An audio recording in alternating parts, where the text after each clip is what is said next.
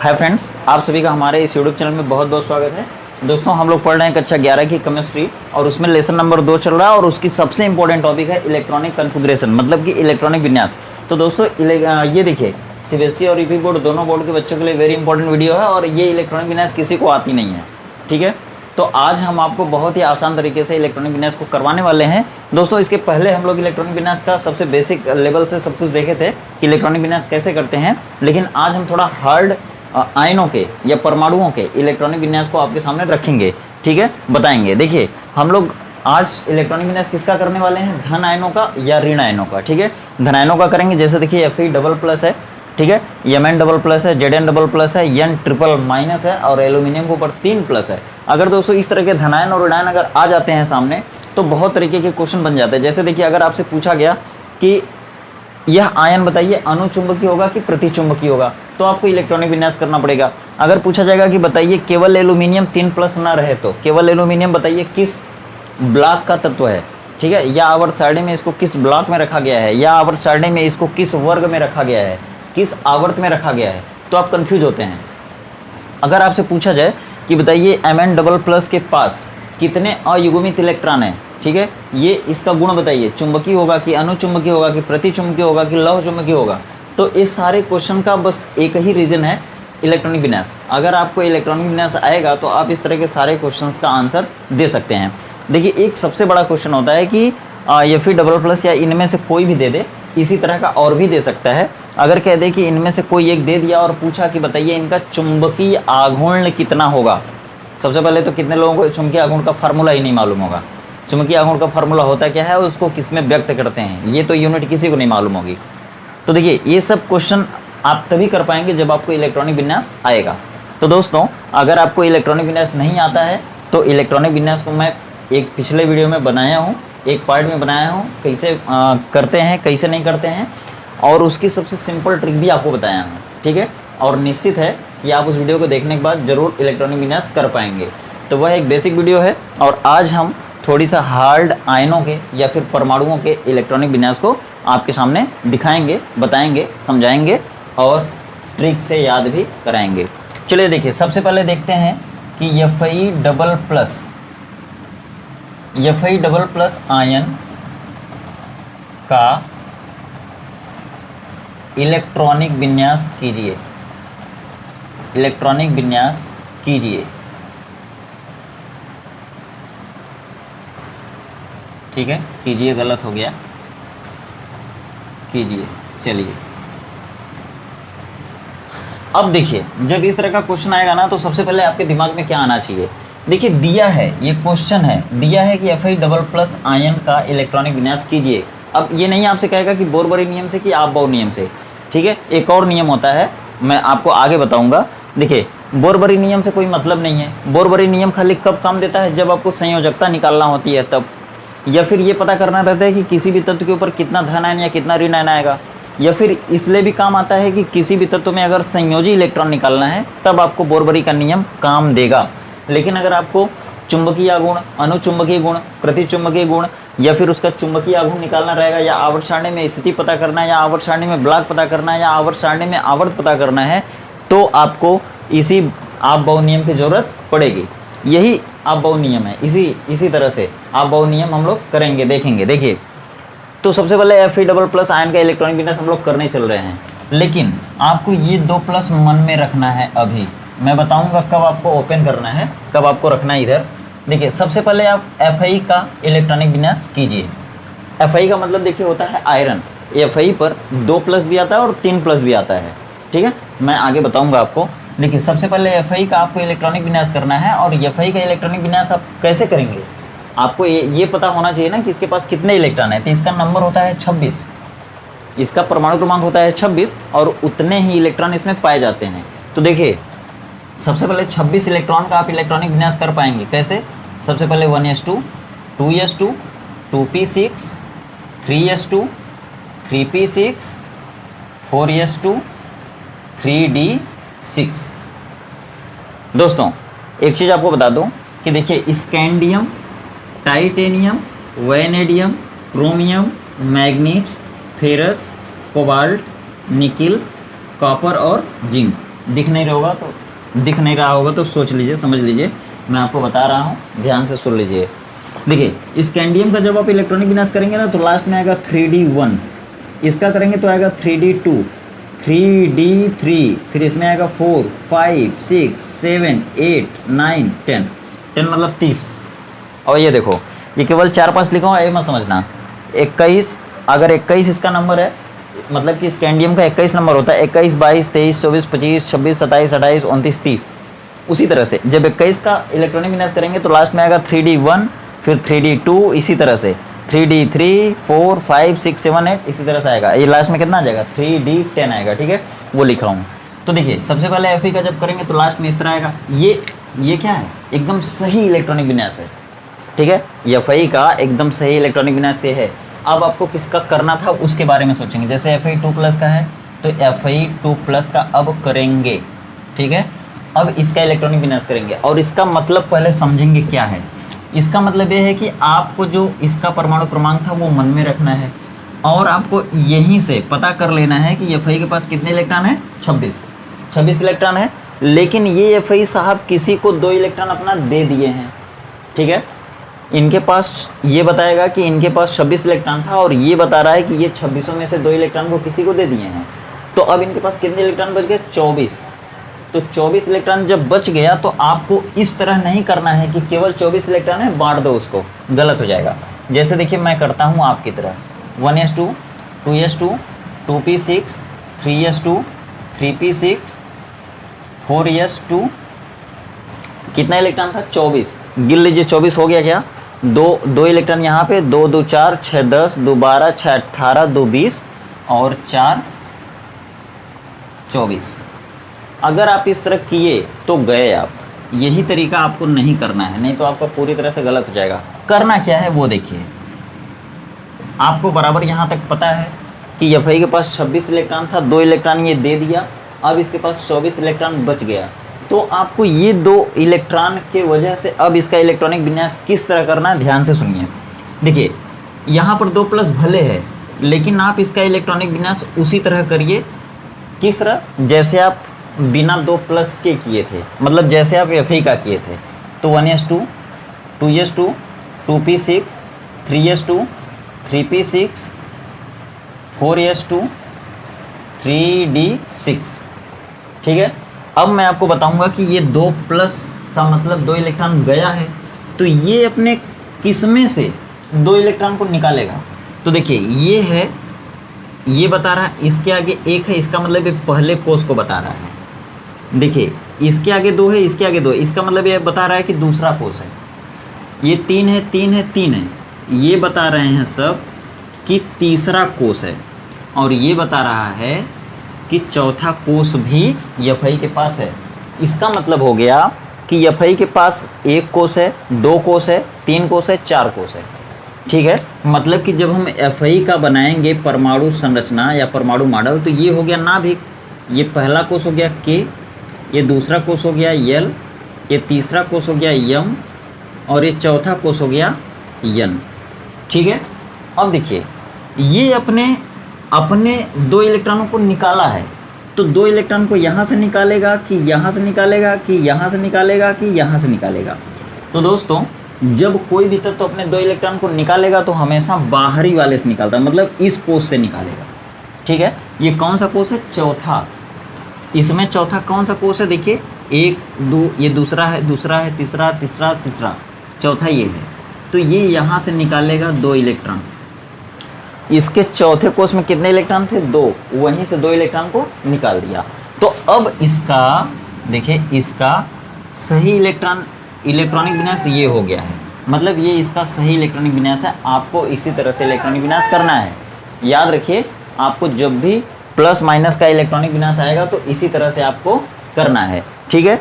अगर आपको नहीं समझ में आया तो एक और एग्जांपल बता रहा हूँ, उसमें से आप समझ लीजिए। एक बात और, अगर यहीं पर 3+ होता, ठीक है, तब क्या करता, सबसे बड़ी बात 2 था तो 2 आप यहाँ से निकाल दिए। अगर 3 होता, अगर यहाँ पे 3+ होता तो देखिए तीसरे का S, तीसरे का P, तीसरे का D, देखिए यहाँ पे तीसरे का S, तीसरे का P, तीसरे का D, मतलब कि ये 3 जो आगे है ना, ये बता रहा है तीसरा कोष, और यस पी डी बता रहा है कि तीसरे कोष में 3 उपकोष होता है। मतलब सोमरफील्ड ने 1916 ईस्वी में अपने सोमरफील्ड के परमाणु मॉडल में यह बताया था कि कोई भी कोष, जैसे कि पहला कोष है तो वो अपने अंदर एक और कोष रखता है जिसे उपकोष कहते हैं। मतलब पहले कोष में एक का उपकोष होगा, दूसरे कोष में 2 उपकोष होगा, यस और पी, इसीलिए लिखा गया यहाँ पे 2s 2p। तीसरे कोष में 3 उपकोष होगा, यस पी डी, मतलब इसी को कहेंगे 3s 3p 3d। देखिए वही लिखा गया 3s 3p 3d। अगर आपसे कहा जाए कि 3s 3p 3d में कौन बाहरी है, बाहरी तो d है। अब देखिए वही बात यहाँ पे लागू करिए, 3s 3p 3d में कौन बाहरी है। अगर मान लीजिए यहाँ से 2 इलेक्ट्रॉन निकला तो यहाँ से चला गया। अगर यहाँ पे 3 प्लस होता या 4 प्लस होता, 5 प्लस होता तो और इलेक्ट्रॉन कहाँ से जाता, 3s में से जाता कि 3p 3d, किस में से जाता, तो 3d में से जाता। क्यों, क्योंकि 3s 3p 3d में 3d बाहरी है। तो अब देखिए अगर सपोज करिए कि यहाँ पे 3 हो जाता, देखिए यहाँ नीचे दिखाता हूँ, Fi 3 प्लस Fi 3 प्लस, तो हो जाता आपका 1s2 2s2 2p6 3s2 3p6 4s0 और 3d5। मतलब एक इलेक्ट्रॉन इसमें से भी निकल गया और 4s में से भी 2 इलेक्ट्रॉन निकल गए। ये हो गया Fi 3 प्लस का इलेक्ट्रॉनिक विन्यास। आशा करता हूँ पूरा समझ में आया होगा। दोस्तों हमारे इस पहले लेसन की और दूसरे लेसन की बहुत सारी ऐसे इंपॉर्टेंट वीडियो हमारे चैनल पे पड़ी हुई हैं, प्लेलिस्ट में जाकर देख सकते हैं। और ये वीडियो टीजीटी पीजीटी जीआईसी और लेक्चरर वैकेंसी भर्ती के लिए भी बहुत ही इंपॉर्टेंट है। दोस्तों आगे जो पीईटी का एग्ज़ाम होने वाला है यूपी SSC से, तो उसके लिए भी ये वीडियो बहुत ही हेल्पफुल है। देखिए इलेक्ट्रॉनिक विन्यास एक ऐसी टॉपिक है जो यूपी बीएड के कंपटीशन में, पॉलिटेक्निक की कंपटीशन में और आपके बोर्ड एग्जाम तक पूछी जाती हैं। और दोस्तों आगे जब आप आते हैं कंपटीशन का एग्जाम देते हैं ना, तो इन्हीं सब के बल पे आप एग्जाम को क्रैक कर पाते हैं, क्वालिफाई कर पाते हैं। ठीक है, तो ये चीज़ें बहुत ही इंपॉर्टेंट है, चाहे आप किसी भी क्लास में पढ़ रहे हो। ठीक है, तो चलिए आगे भी देखते हैं, इसी तरह का इलेक्ट्रॉनिक विन्यास आगे देखेंगे हम। तो देखिए क्वेश्चन है हमारे सामने, निम्नलिखित आयनों का इलेक्ट्रॉनिक विन्यास कीजिए। तो दोस्तों इसमें ये नहीं कहेगा बोर-बरी नियम से कि आप बाउ नियम से, बस इतना ही कहेगा, क्वेश्चन में ऐसा ही आएगा। लेकिन आप ध्यान रखिए कि हमेशा आपको इलेक्ट्रॉनिक विन्यास किससे करना है, आप बाउ नियम से। ठीक है, देखिए Mn double plus, Zn double plus, N triple minus है, Al ट्रिपल प्लस है और फिर Fi के ऊपर भी 3 प्लस है। देखिए हम सबसे पहले का करेंगे। देखिए आंसर हम लिखेंगे और सबसे पहले हम पहले का करने चलेंगे, ठीक ना। देखिए सबसे पहले कौन है, Mn डबल प्लस का। चलिए शुरू करते हैं। और देखिए सबसे पहले मैं आपको एक ट्रिक बताता हूँ, आप इनका इलेक्ट्रॉनिक विन्यास कैसे करेंगे। तो देखिए सबसे पहले लिखेंगे 1s, फिर लिखेंगे 2s 2p, ठीक है, और फिर क्या करेंगे 3s 3p 3d, और फिर चौथे का एक बार लिखेंगे। ठीक है, याद रखिए, मतलब कि जिनके आगे 1 है उनको 1 बार लिखा, ठीक है, जिनके आगे 2 है ना उनको 2 बार लिखा, और जिनके आगे 3 है उनको 3 बार लिख दिया, और जिनके आगे 4 है उनको बस 1 बार लिखा। और क्या किया कि ये जो चौथा वाला लास्ट है ना उनको निकाल के बस 1 के इधर कर दिया, बस। मतलब होगा क्या, 1 का 1 बार, 2 का 2 बार और 3 का 3 बार तो था, लेकिन इसको उठा के आगे कर दिया तो ये हो गया इधर थोड़ा सा, ठीक है, 3d यहाँ पे रहेगा। बस कामा कामा कर दीजिए। अब भाई मैं आपको पहले बताया था कि क्या बताया था कि यस जहाँ पे रहेगा उसको 2 इलेक्ट्रॉन देंगे, 2 इलेक्ट्रॉन, यहाँ पे p है तो 6, यहाँ पे यस है तो 2, यहाँ पे p है तो 6, यहाँ पे यस है तो 2, यहाँ पे d है तो 10। बस ये हो गया इनका इलेक्ट्रॉनिक विन्यास। मतलब कि जितना भी आपको 1 से 30 तक का बताया हूँ ना, 1 से 30 तक के तत्वों का इलेक्ट्रॉनिक विन्यास करने के लिए आपको इतने की ही जरूरत पड़ेगी, बस। ठीक है, अगर आपको ये सब नहीं आया तो भी ये काम कर जाएगा। ठीक है, 1 का 1 बार, 2 का 2 बार लिखेंगे, 3 का 3 बार करेंगे, चौथे का 1 बार लिखेंगे और चौथे को उठा के 3 को 1 ठो ढकेल के बैठा देंगे, चौथे को उठा के 1 ठो ढकेल के उधर बैठा देंगे बीचों में, बस हो गया। अब देखिए इनका करते हैं, लेकिन Mn का आपको नंबर याद होना चाहिए। देखिए हमने आपको कोड बताया था क्या, शक्ति वक्र में फेकनी पूजन। मतलब देखिए इधर बताता, ठीक है, जैसे देखिए शक्ति, शक का मतलब स्कैंडियम, स्कैंडियम का मतलब होता है नंबर, इसका नंबर होता है, मतलब कि इसमें इलेक्ट्रॉन कितने होते हैं, 21। शक्ति वक्र मतलब 23, अक्र मतलब 24, ठीक है, मैं 24 CR 29 कुकुर उस दिन बताया था आपको, ठीक है। शक्ति वक्र में फे क नी कु जन, मतलब 21 22 23 24 25 26 27 28 29 30, ये आपको याद रखना है। मतलब इस तरह देखिए, 21 से शुरू करिए, मतलब शक्ति वक्र में मतलब 25, इसका मतलब हो गया कि आपका Mn है, Mn के पास कितने इलेक्ट्रॉन है, 25 इलेक्ट्रॉन है। तो देखिए 25 इलेक्ट्रॉन का मतलब 1s2 2s2 2p6 3s2 3p6 4s2 3d5। क्यों? क्योंकि मैं आपको बताया अभी कुछ देर पहले बताया था कि अगर स्कैंडियम है मतलब इसका इलेक्ट्रॉनिक विन्यास करेंगे तो अंत में क्या आएगा, 3d1 आएगा, ठीक है। इसका करेंगे तो अंत में आएगा 3d2, इसका आएगा 3d3 3d4 3d5 3d6 3d7 3d8, ठीक है, 3d9 और 3d10 आएगा, ठीक है। लेकिन एक्सेप्शन होता है, तो कॉपर का हो जाएगा 3d10 और उसके बाद होता है 4s1 होता है, ठीक ना। याद रखिएगा ई स्टार है मतलब एक्सेप्शन है, और यहाँ भी 4 आना चाहिए लेकिन आता है 5, ये भी एक्सेप्शन है, ठीक है। 24 CR 29 कुक्कुर मैं आपको बता चुका हूँ, ठीक है। चलिए, क्यों? क्योंकि भोले बाबा की शादी में जब ये सब गए थे ना, मतलब ये खाली बताने के लिए मजाक तक है, जब ये सब भोले बाबा की शादी में गए थे ना 24 CR 29 कुक्कुर, तो जैसे ही बैंड बाजा शुरू हुआ उसमें हुआना शुरू किए सब, तो वहीं से ये फेमस हो गया कि भाई ये सब हुआने लगेंगे, इसलिए 24 CR 29 कुक्कुर को बारात कभी नहीं लेके जाएंगे, ठीक है। आप याद करिए कि 24 CR 29 कुक्कुर मतलब कि 24 पर CR मतलब क्रोमियम है, अपवाद है, और 29 पर कुक्कुर मतलब, सॉरी यहाँ पे स्टार ये लग गया है, 29 पर कुक्कुर मतलब क्यूप्रम या कुप्रम कहते हैं, तांबा कहते हैं, ये भी अपवाद है, ठीक ना। अपवाद क्यों कहते हैं? क्योंकि जिस तरह से सबका इलेक्ट्रॉनिक विन्यास होता है उस तरह अगर इनका करेंगे तो गलत हो जाएगा, इनका थोड़ी दूसरे तरीके से इलेक्ट्रॉनिक विन्यास किया जाता है, इसलिए ये अपवाद हैं। तो देखिए ये आपका हो गया, क्या है ये, किसका इलेक्ट्रॉनिक विन्यास है भाई, Mn का है, सिर्फ Mn का है, Mn2+ का नहीं है। अगर 2+ करना है इसका मतलब ये Mn अपने बाहरी कोष में से 2 इलेक्ट्रॉन को दिया है, तो इसका बाहरी कोष कौन है, देखिए ये 1s पहला कोष है, ये दूसरा कोष है, ये देखिए तीसरा कोष है, ये भी तीसरा कोष है, ये चौथा कोष है। तो यहाँ से आप क्या करेंगे, 2 इलेक्ट्रॉन को हटा देंगे, ठीक है। अब ये Mn2+ का इलेक्ट्रॉनिक विन्यास हो गया, यही इलेक्ट्रॉनिक विन्यास आपका क्या है, सही है। तो इस तरह से आपको इलेक्ट्रॉनिक विन्यास करना है आयनों का। अब देखिए आगे, जैसे मान लीजिए दूसरा आपका कौन है, Zn++। Zn++ है, तो इसका इलेक्ट्रॉनिक विन्यास आप कैसे करेंगे, Zn मतलब क्या है, 30 है। देखिए शक्ति वक्र में फेकनी कु जन, जन मतलब 30, और ये लास्ट में आएगा 30, और इसके बारीक उसमें आएगा 3d10, याद करिए आप। देखिए आएगा 1s2 2s2 2p6 3s2 3p6 4s2 और 3d10। कितने इलेक्ट्रॉन को ये दिया है, 2 इलेक्ट्रॉन। कहाँ से निकलेगा भाई, बाहरी कोष। बाहरी कोष ये है, ये है, ये है, ये है, ये है, ये है, नहीं ये है, तो यहाँ से 2 इलेक्ट्रॉन आप निकाल दीजिए, यहाँ पे हो जाएगा 0। अब देखिए अगर यहाँ पे 0 वाला आप नहीं लिख रहे हैं ना, मतलब अगर इस पूरे को अगर आप नहीं लिखेंगे तब भी गलत नहीं होगा। यहाँ पर भी अगर आप पूरे को नहीं लिख रहे हैं, केवल ऐसे ही कर दिए, ठीक है, तो भी आपका सही रहेगा, ठीक है। तो ये भी आपका क्या हो गया है, सही हो गया है। आगे देखिए, अगर आपसे पूछा जाए कि तीसरा है N3-3-, देखिए चाहे ये इस तरह लिखा जाए चाहे इस तरह लिखा जाए, N के ऊपर 1 2 3-, तब भी वही बात है। अब देखिए N हाई हई ले बे ब क ना से नागफनी, मतलब कि ना कितने नंबर पे आ रहा है, 7वें नंबर पर। और बता दूं कि इस पूरे प्रकृति में सबसे ज़्यादा मात्रा में कौन सी गैस पाई जाती है, नाइट्रोजन। नाइट्रोजन का नंबर कितना होता है, मतलब उसमें इलेक्ट्रॉन कितने होते हैं, तो 7 होते हैं इलेक्ट्रॉन, ठीक ना।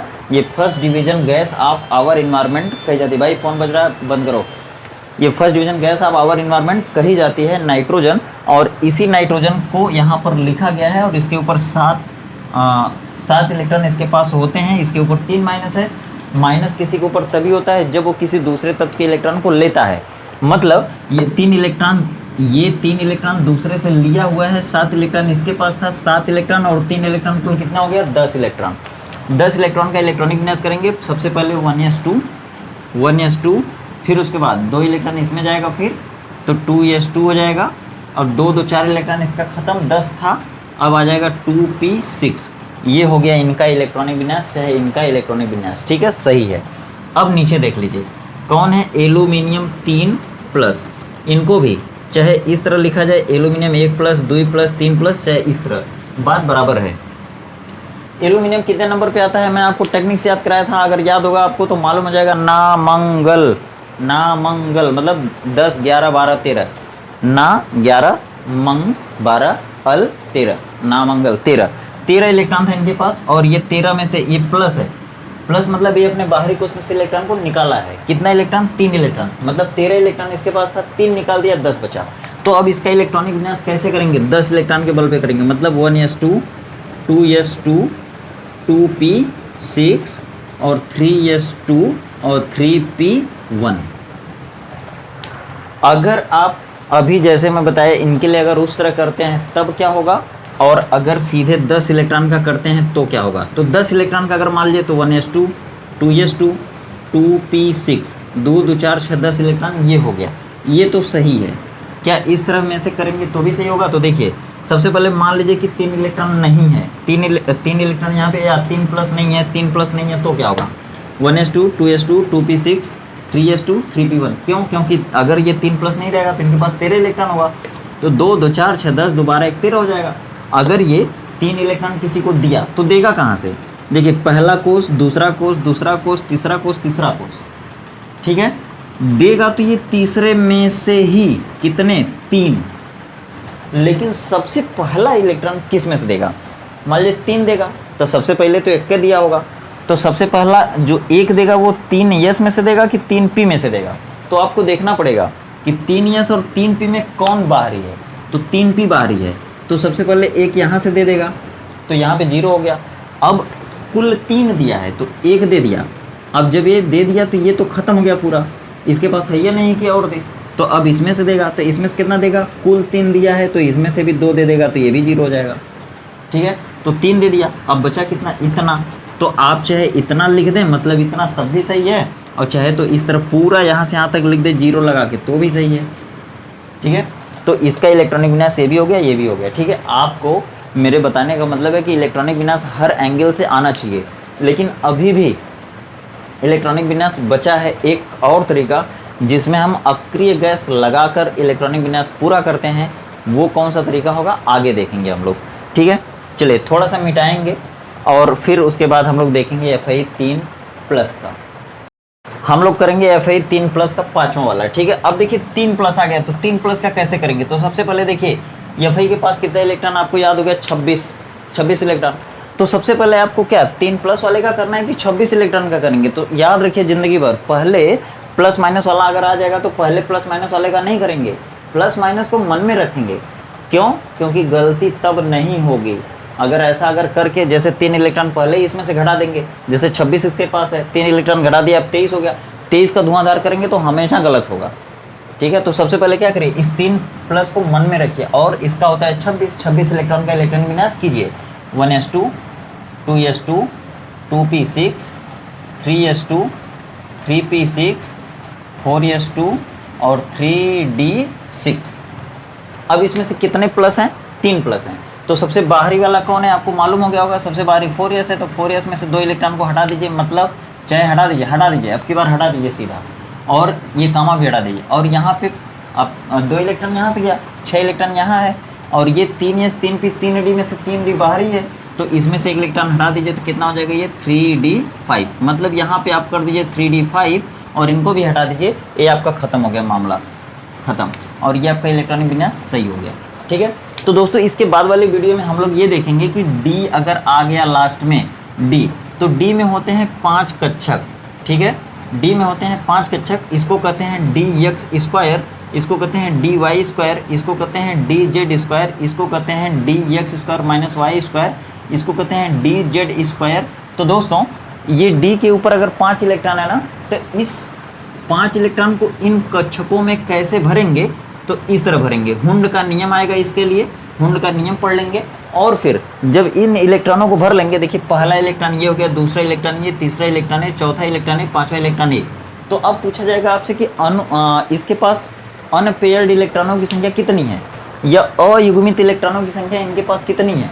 इनके पास नहीं, इनके पास इतना आपको दिया जाएगा, पूछा जाएगा कि इनके पास अयुग्मित इलेक्ट्रॉनों की संख्या कितनी है। और जब इनके पास अयुग्मित इलेक्ट्रॉनिक संख्या इतनी है तो इनका चुंबकीय आघूर्ण बताइए, चुंबकीय आघूर्ण मैग्नेटिक मोमेंट बताइए।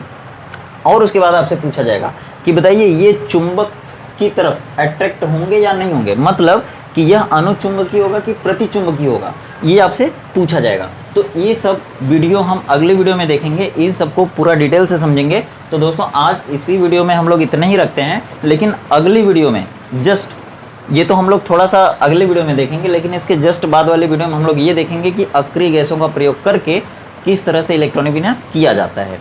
तो दोस्तों इस तरह की सारी वीडियो को आप पूरे कॉन्सेप्ट के साथ समझने के लिए हमारी पिछली वीडियो को देखिए, और हर लेसन की वीडियो को या हर लेसन की इंपॉर्टेंट टॉपिक की वीडियो को देखने के लिए हमारे चैनल के प्लेलिस्ट को जरूर देखें। और दोस्तों अगर चैनल पर नए हैं तो चैनल को जरूर सब्सक्राइब करें, और वीडियो अगर आपको पसंद आई हो दिल से तो आप वीडियो को लाइक भी जरूर करें। यदि आपका कुछ सुझाव हो तो हमें कमेंट करके जरूर बताएं। तो आशा करते हैं वीडियो आपको पसंद आई होगी। मिलते हैं फिर अगले वीडियो में, तब तक आप खुश रहिए, व्यस्त रहिए, मस्त रहिए, आपका दिन शुभ हो।